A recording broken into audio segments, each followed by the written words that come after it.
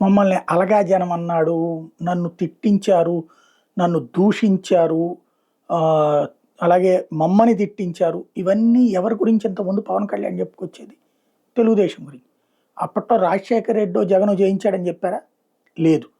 ఇప్పుడు రాజశేఖర రెడ్డి నన్ను చంపేద్దాం అనుకున్నాడు, ఇదే నన్ను దెబ్బతీసేద్దాం అనుకున్నాడు, చంపేద్దాం అనుకున్నాడు అని ఒక అధికారి చెప్పాడు అని మొన్న ఈ మధ్యన చెప్పుకొచ్చారు. అట్లాగే జగన్మోహన్ రెడ్డి నన్ను దెబ్బతీయాలని కుట్రలు చేశాడని పదే పదే చెప్తున్నారు. వాస్తవంగా అంతకుముందు చెప్పింది ఎవరు?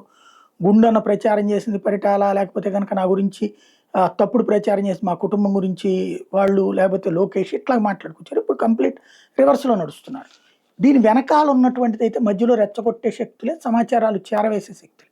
ఎందుకు ఈ మాట అనాల్సి వస్తుంది? తాజాగా ఒక సోషల్ మీడియా ప్లాట్ఫారం ద్వారా, అది బాగా అధికార పక్షానికి క్లోజ్గా ఉండేటటువంటి దాని ద్వారా పవన్ కళ్యాణ్ తిట్టడానికి యూట్యూబర్ జోసెఫ్ రావణ్కి 3 లక్షల రూపాయలు ప్రతి నెల చెల్లిస్తున్నాడు జగన్మోహన్ రెడ్డి సజ్జల భార్గవ్ ద్వారా అన్నటువంటి ఒక ప్రచారాన్ని తెర మీదకి తీసుకొచ్చారు.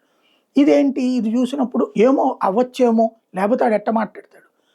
తెలుగుదేశం వాళ్ళు జగన్ని తిట్టించడానికి యూట్యూబర్లకి 2 లక్షలు, 3 లక్షలు, 5 లక్షలు ఇస్తాడంటే ఒప్పుకుంటారా? నేనైతే నమ్మను. ఇద్దరూ కూడా యూట్యూబుల్లో ఎవరికి వాళ్ళు సక్సెస్ కావాలనుకుంటా, దాంట్లో మాట్లాడితే రాలేదనుకుంటే తిడితే వస్తాయి అనుకుని వాళ్ళంతటా వాళ్ళ గులానందం తప్పించి, ప్రభుత్వ వైపు నుండి ప్రోత్సాహం కొంతమందికి ఉండొచ్చేమో తప్పించి, ఇట్లాగ లక్షలకి లక్షలు పోసే అంత సీన్ ఎవరి దగ్గర లేదు. లక్షలు ఇచ్చే అంత ఓపిక ఎవరి దగ్గర లేదు. ఇచ్చే ఉద్దేశం ప్రభుత్వంలో ఉన్న వాళ్ళకు ఉండట్లేదు, ప్రతిపక్షంలో ఉన్న వాళ్ళకు ఉండట్లేదు. కాకపోతే ఈ ప్రచారాలతో విషమైతే మాత్రం నింపే ప్రయత్నం చేస్తున్నారు. పవన్కి జగన్కి వ్యక్తిగత గొడవలు ఏమీ లేవు, ఫ్యాక్షన్ గొడవలు ఏమీ లేవు. వాళ్ళిద్దరి మధ్య గొడవలు పెరగడానికైతే మాత్రం మధ్యలో చిచ్చు రేపినటువంటి ఒక సెక్షన్ ఉంది.